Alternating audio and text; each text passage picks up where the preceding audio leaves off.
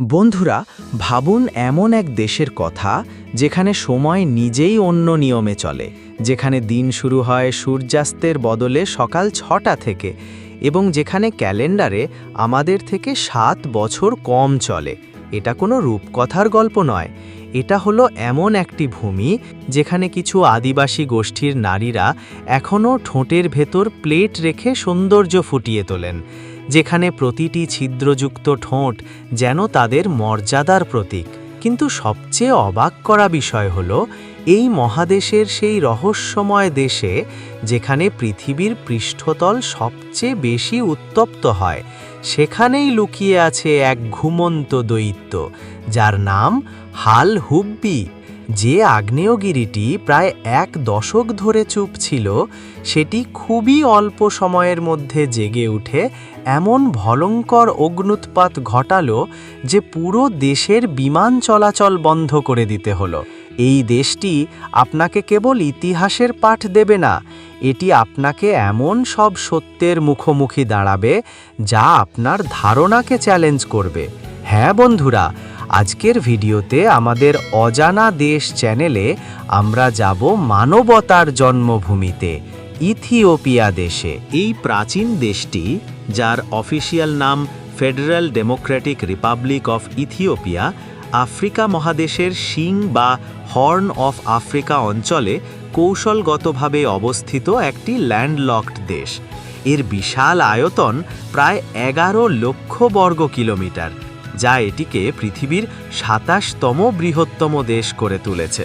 এই বৃহৎ ভূমিতে বসবাস করে প্রায় ১২ কোটিরও বেশি মানুষ, যা এটিকে বিশ্বের দ্বিতীয় জনবহুল আফ্রিকান দেশ করে তুলেছে। এই দেশের প্রাণকেন্দ্র হল এর রাজধানী আদ্দিস আবাবা। ইথিওপিয়া তার বিশালতার মধ্যেও তার প্রতিবেশীদের সঙ্গে সীমানা ভাগ করে। উত্তরে এরিত্রিয়া, পশ্চিমে সুদান ও দক্ষিণ সুদান, পূর্বে জিবুতি ও সোমালিয়া এবং দক্ষিণে কেনিয়া। এখানকার সরকারি ভাষা হল আমহারিক, যদিও আরও অনেক আঞ্চলিক ভাষা প্রচলিত।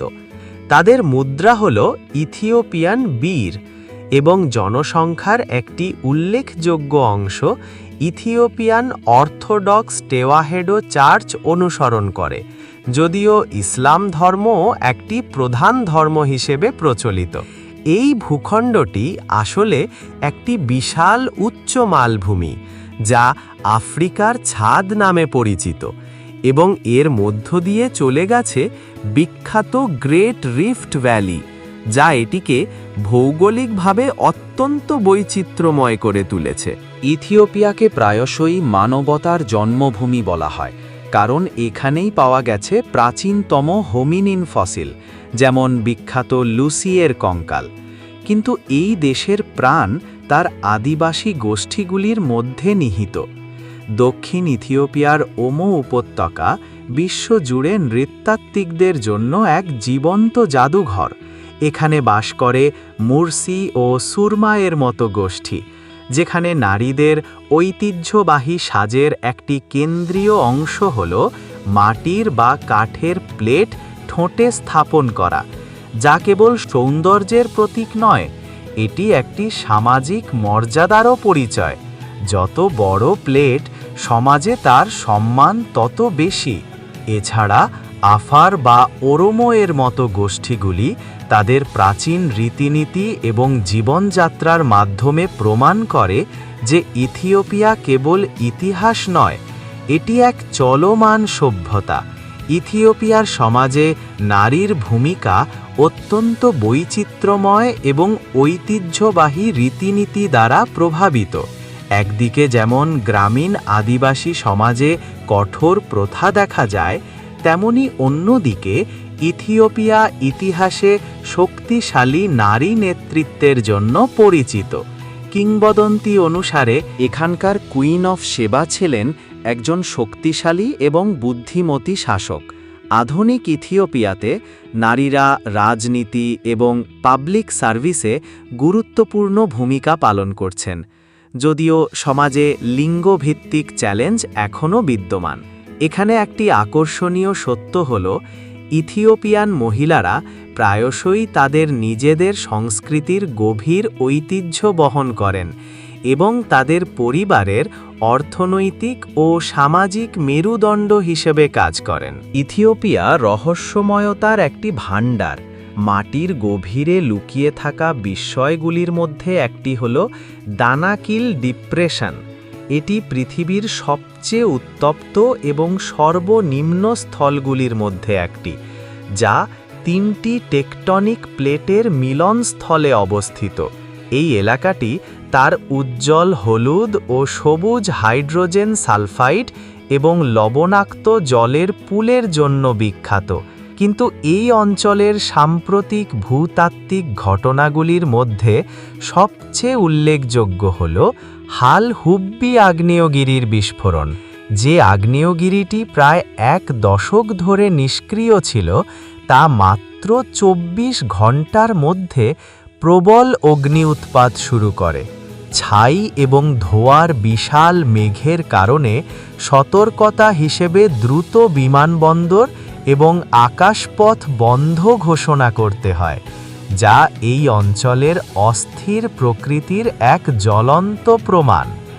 আর যদি ইতিহাসের কথা বলি, তবে আকসুম শহরে অবস্থিত Church of Our Lady Mary of Zion এর মতো আর কোনো স্থান রহস্যময় নয়। বিশ্বাস করা হয় এই চার্চের একটি চ্যাপেলের ভেতরেই সেই পবিত্র বস্তু অর্থাৎ আর্ক অফ দ্য কাভেন্যান্ট সযত্নে রাখা আছে। সাধারণ মানুষের জন্য এটি দেখার অনুমতি না থাকলেও এই রহস্যের আকর্ষণ বিশ্বজুড়ে পর্যটকদের টেনে আনে। এরপর লালিবেলা, যেখানে পাহাড়ের পাথর কেটে তৈরি করা হয়েছে 11টি সম্পূর্ণ গির্জা, যা দেখে মনে হবে দেবদূতরা এক রাতের মধ্যে এটি তৈরি করে গেছেন। ইথিওপিয়া সময়ের সীমানা পেরোনো এক বিস্ময়, যেখানে মানবতার জন্ম হয়েছিল।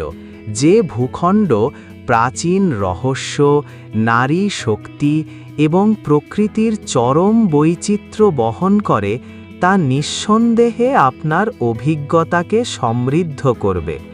এই প্রাচীন ভূমির আরও গভীরে যেতে চাইলে কমেন্ট বক্সে আপনার কৌতূহল জানান। আর আমাদের এই যাত্রা চালিয়ে যেতে ভিডিওটি লাইক এবং চ্যানেলটি সাবস্ক্রাইব করুন। ফেসবুক থেকে দেখে থাকলে পেজটিকেও ফলো করুন। সুস্থ থাকবেন, ভালো থাকবেন। ধন্যবাদ।